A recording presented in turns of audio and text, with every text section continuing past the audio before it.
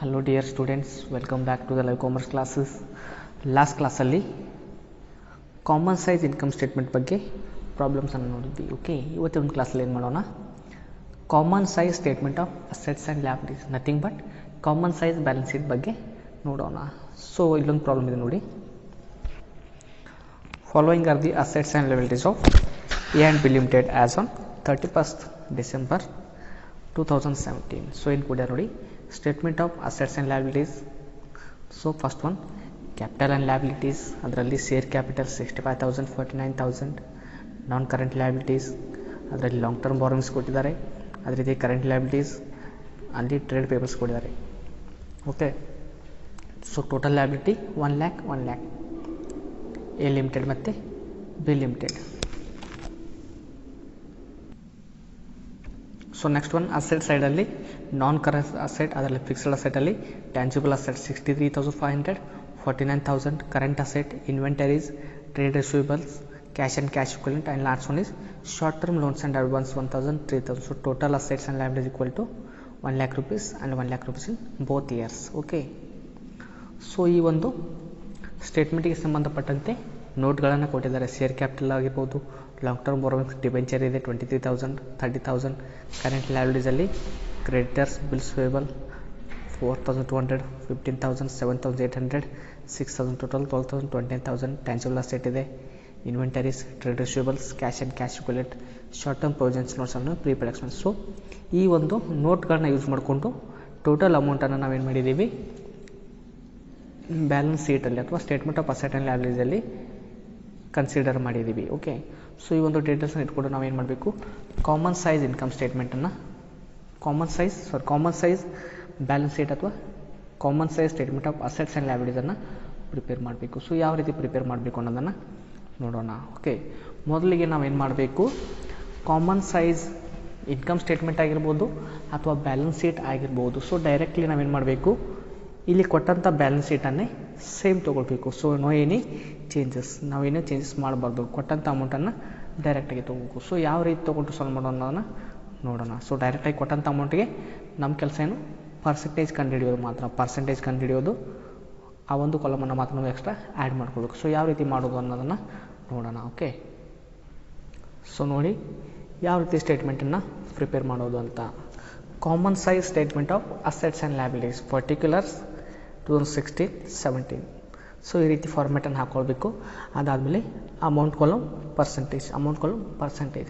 So ಅವ್ರೇನು ಮಾಡಿದ್ದಾರೆ, already ನಮಗೆ ಈ ಅಮೌಂಟ್ಗಳನ್ನು ಕೊಟ್ಟಿರ್ತಾರೆ, ಈ ಎರಡು ಅಮೌಂಟ್ಗಳನ್ನು ಕೊಟ್ಟಿರ್ತಾರೆ. ನಾವು ಕ್ಯಾಲ್ಕುಲೇಟ್ ಮಾಡಬೇಕಾದದ್ದು ಪರ್ಸೆಂಟೇಜ್ ಕಾಲಮ್ ಮಾತ್ರ. ಓಕೆ, ಸೊ ಯಾವ ರೀತಿ, ಮೊದಲನೇದಾಗಿ ಆ್ಯಸ್ ಪರ್ ಪ್ರಾಬ್ಲಮ್ ಸೇಮ್ ಫಾರ್ಮ್ಯಾಟನ್ನು ತೊಗೊಳ್ಬೇಕು. Equity and liabilities, shareholders fund. So shareholders ಫಂಡಲ್ಲಿ ಏನು ಕೊಟ್ಟಿದ್ದಾರೆ ನೋಡಿ, share capital 65,000 49,000. So reserve and surplus ಕೊಟ್ಟಿಲ್ಲ. ಸೊ ಡೈರೆಕ್ಟಾಗಿ total shareholders fund 65,000 49,000.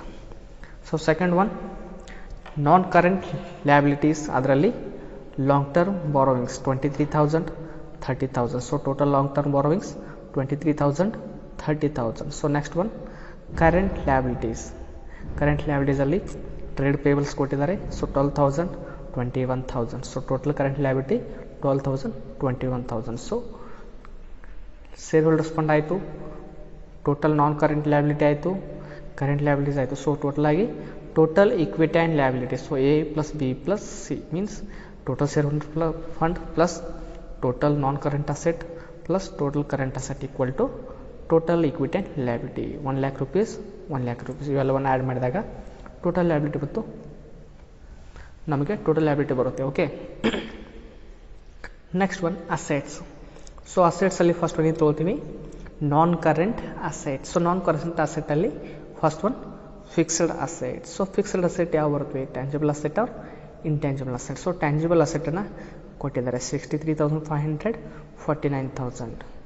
So total non current asset 63,500 49,000. Second one current assets, inventories, trade receivables, cash and cash equivalent, short term loans and advances. ಏನಿದೆ, inventories 10,000 12,000, trade receivables 23,000 29,000, cash and cash equivalent 2,500 7,000. ಅದೇ ರೀತಿಯಾಗಿ short term loans and advances 1,000 3,000. So total current asset equal to total non current asset equal to ಈ ಎಲ್ಲವನ್ನು add ಮಾಡಿದಾಗ 36,500 ಅದೇ ರೀತಿಗೆ 51,000. Okay, so total asset equal to total non current asset plus total current asset 63,500 plus 36,500 equal to 1,00,000. 49,000 plus 51,000 equal to 1,00,000 total asset ಆಯಿತು. ಸೊ ಈ ಒಂದು ಡೀಟೇಲ್ಸ್ಗಳನ್ನು ಅವ್ರು ಏನು ಮಾಡಿರ್ತಾರೆ, ಆಲ್ರೆಡಿ ನಮಗೆ ಪ್ರಾಬ್ಲಮಲ್ಲಿ ಕೊಟ್ಟಿರ್ತಾರೆ. ನೋಡಿ, ಈ ಎರಡು ಕಾಲಮ್ಗಳನ್ನು, ಈ ಒಂದು ಕಾಲಮನ್ನು ನಮಗವರು ಆಲ್ರೆಡಿ ಪ್ರಾಬ್ಲಮಲ್ಲಿ ಕೊಟ್ಟಿರ್ತಾರೆ. ಸೊ ನಾವೇನು ಮಾಡಬೇಕು, ಜಸ್ಟ್ ಪರ್ಸೆಂಟೇಜ್ ಕ್ಯಾಲ್ಕುಲೇಷನ್ ಮಾಡಬೇಕು. ಈ ಒಂದು ಕಾಲಮ್ಗಳನ್ನು ಮಾತ್ರ ನಾವು ಕ್ಯಾಲ್ಕುಲೇಷನ್ ಮಾಡಬೇಕು. ಸೊ ಯಾವ ರೀತಿ ಕ್ಯಾಲ್ಕುಲೇಷನ್ ಮಾಡೋದು ನೋಡಿ, ನಮ್ಮ ಪರ್ಸೆಂಟೇಜ್ ಫಾರ್ಮುಲಾ ಏನಿದೆ, percentage equal to concerned item of assets or liabilities divided by total assets or total liabilities. Okay, so ನಾವು ಪರ್ಸೆಂಟೇಜನ್ನು ಕ್ಯಾಲ್ಕುಲೇಷನ್ ಮಾಡಬೇಕಾದ್ರೆ ಏನು ಫಾರ್ಮುಲಾ ಇದೆ, percentage equal to concerned item of assets and liabilities divided by total assets into 100. Concerned item of assets and liabilities, assets or liabilities divided by total assets or liabilities into 100 ಮಾಡಿದಾಗ ನಮಗೆ ಏನಾಗುತ್ತೆ, percentage ಬರುತ್ತೆ. So first ನೋಡಿ, shareholders ಫಂಡಲ್ಲಿ share capital. So share capital ಏನಿದೆ 2016 ಮತ್ತು 17 year calculation ಮಾಡಬೇಕು. Okay, share capital equal to concerned item ಯಾವುದಾಯ್ತು ನಮ್ಮದು, share capital. Okay, so share capital, so share capital ಏನಿದೆ 65,000 divided by total assets. So total asset equal to 1,00,000 into 100 equal to 65%.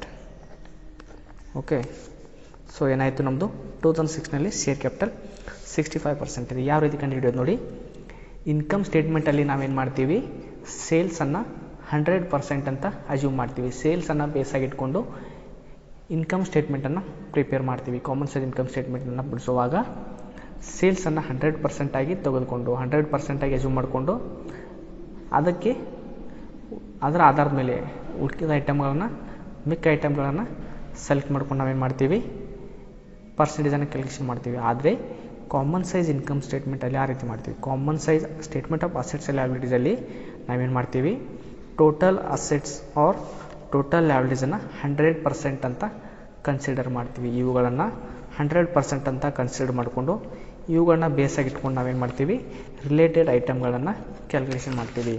For example, share capital ಇದ್ದಾಗ concerned item of assets or liabilities, that is share capital. Share capital divided by total assets. ಏಟಿದೆ total asset 1,00,000 rupees. So 65,000 divided 1,00,000 into 100 ಮಾಡಿದಾಗ ನಮಗೆ 65% share capital ಬಂತು. So ಈ 65%ಅನ್ನು ನಾವೇನು ಮಾಡಬೇಕು, ಇಲ್ಲಿ ಪರ್ಸೆಂಟೇಜಲ್ಲಿ ಇಡ್ತೀವಿ. ಸೊ ಅದೇ ರೀತಿಯಾಗಿ ನೋಡಿ 2017ನಲ್ಲಿ 49,000 ಇದೆ. ಸೊ ಕನ್ಸರ್ನ್ಡ್ ಐಟಮ್ ಯಾವುದಾಯಿತು, share capital. So share capital amount ಏನಿದೆ 49,000 divided by total assets or liabilities. So total asset ಏನಿದೆ 1,00,000 rupees ಇಂಟು 100 ಮಾಡಿದಾಗ ನಮಗೇನಾಯಿತು 49%.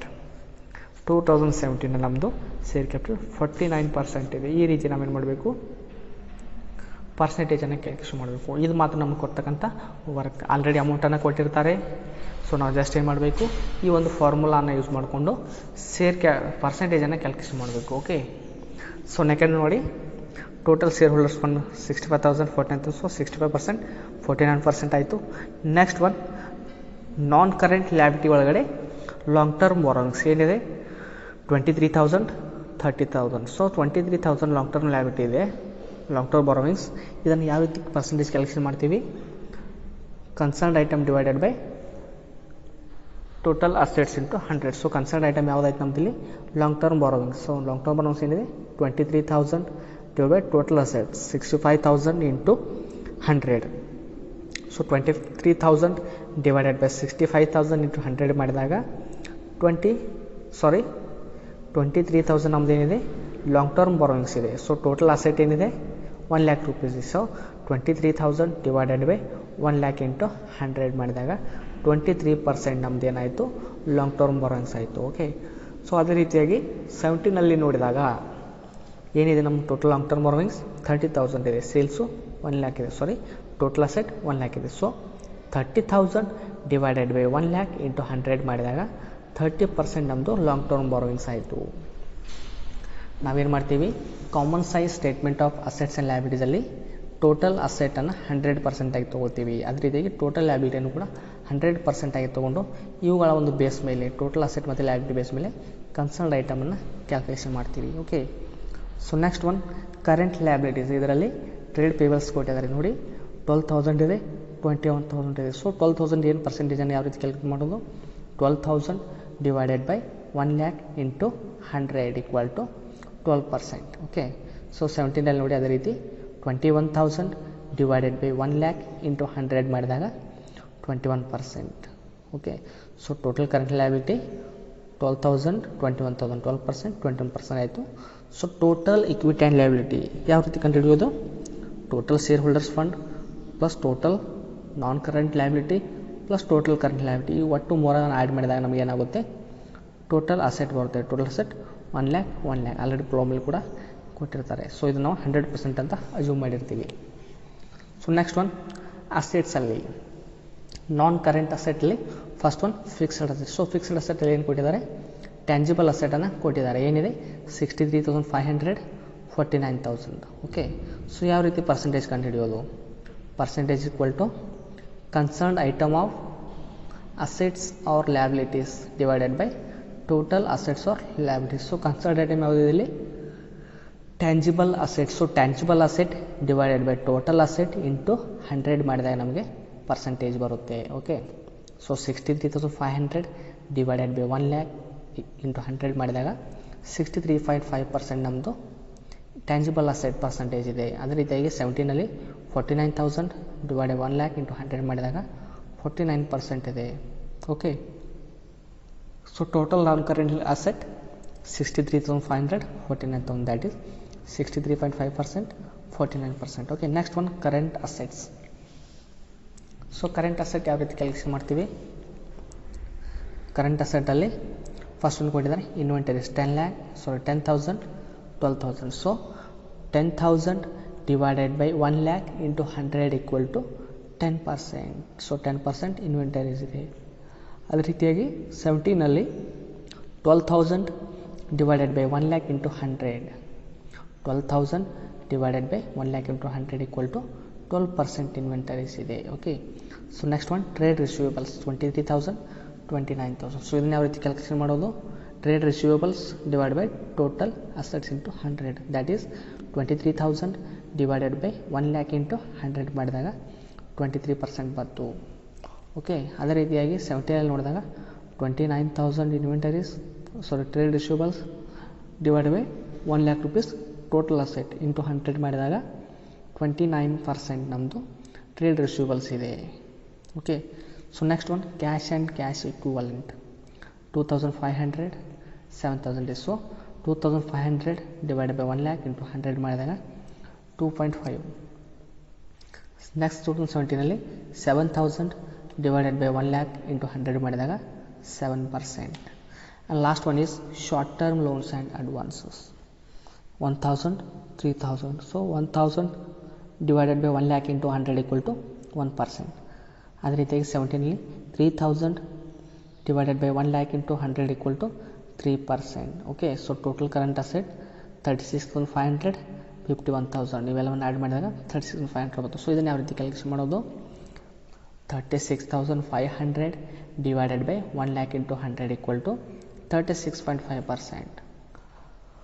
ಅದೇ ರೀತಿಯಾಗಿ 17ನಲ್ಲಿ 51,000 divided by 1 lakh into 100 equal to 51%. So ಯಾವ ರೀತಿ ಕ್ಯಾಲ್ಕುಲೇಷನ್ ಮಾಡೋದು ಅಂತ ಅರ್ಥ ಆಯ್ತಲ್ಲ ನೋಡಿ. ಆಲ್ರೆಡಿ ಅವ್ರು ನಮ್ಮ ಪ್ರಾಬ್ಲಮಲ್ಲಿ ಏನು ಮಾಡಿರ್ತಾರೆ, ಲಯಬಿಲಿಟಿ ಮತ್ತು ಅಸೆಟ್ ಕೊಟ್ಟಿರ್ತಾರೆ, ಅವುಗಳ ಅಮೌಂಟನ್ನು ಕೊಟ್ಟಿರ್ತಾರೆ, ಇಯರ್ ಆ್ಯಂಡ್ ಅಮೌಂಟನ್ನು ಕೂಡ ಕೊಟ್ಟಿರ್ತಾರೆ. ಸೊ ಜಸ್ಟ್ ನಾವು ಏನು ಮಾಡಬೇಕು, ಈ ಎರಡು ಕಾಲಮ್ಗಳನ್ನು ಕ್ಯಾಲ್ಕುಲೇಷನ್ ಮಾಡಬೇಕು, ಪರ್ಸೆಂಟೇಜ್ ಕಾಲಮ್ಗಳನ್ನು ಕ್ಯಾಲ್ಕುಲೇಷನ್ ಮಾಡಬೇಕು. ಸೊ ಇಲ್ಲಿ ಏನು ಮಾಡಬೇಕು ನಾವು, common size statement of assets and liabilities ನೋಡಿ. ಅಸೆಟ್ಸ್ ಆ್ಯಂಡ್ ಲಯಬಿಲಿಟೀಸ್ ಅಂದಾಗ ಟೋಟಲ್ ಅಸೆಟ್ ಮತ್ತು ಟೋಟಲ್ ಲಯಬಿಲಿಟಿಗಳನ್ನು 100% ಅಂತ ಅಜ್ಯೂಮ್ ಮಾಡ್ಕೊಳ್ಬೇಕು. ಓಕೆ, ಸೊ ಟೋಟಲ್ ಅಸೆಟ್ಸ್ ಮತ್ತು ಟೋಟಲ್ ಲಯಬಿಲಿಟಿಗಳನ್ನು 100% ಅಂತ ಅಜ್ಯೂಮ್ ಮಾಡಿಕೊಂಡು ಇದರ ಒಂದು ಬೇಸನ್ನು ಇಟ್ಕೊಂಡು ನಾವೇನು ಮಾಡಬೇಕು, ಉಳಿದಂಥ ಐಟಮ್ಗಳನ್ನು ಕ್ಯಾಲ್ಕುಲೇಷನ್ ಮಾಡಬೇಕು. ಯಾವ ರೀತಿ? ಫಾರ್ಮುಲಾ ಏನಿದೆ ನಮ್ಮದು, percentage equal to concerned item of assets and liabilities divided by total assets and liabilities into 100. Okay, so ಈ ಒಂದು ಫಾರ್ಮುಲಾನ ಯೂಸ್ ಮಾಡ್ಕೊಂಡು ನಾವು ಕ್ಯಾಲ್ಕುಲೇಷನ್ ಮಾಡೋದು. ಯಾವ ರೀತಿ ಅಂತ ಅರ್ಥ ಆಯ್ತಲ್ಲ? ಓಕೆ, ಸೊ ನೆಕ್ಸ್ಟ್ ಕ್ಲಾಸಲ್ಲಿ ಕ್ವಶನ್ ಪೇಪರ್ ಸೊಲ್ಯೂಷನ್ ಮಾಡೋಣ. 2019ನಲ್ಲಿ ಕೇಳಿದಂಥ 15 ಮಾರ್ಕ್ಸ್ ಕ್ವಶನನ್ನು ಸಾಲ್ವ್ ಮಾಡೋಣ. Thank you.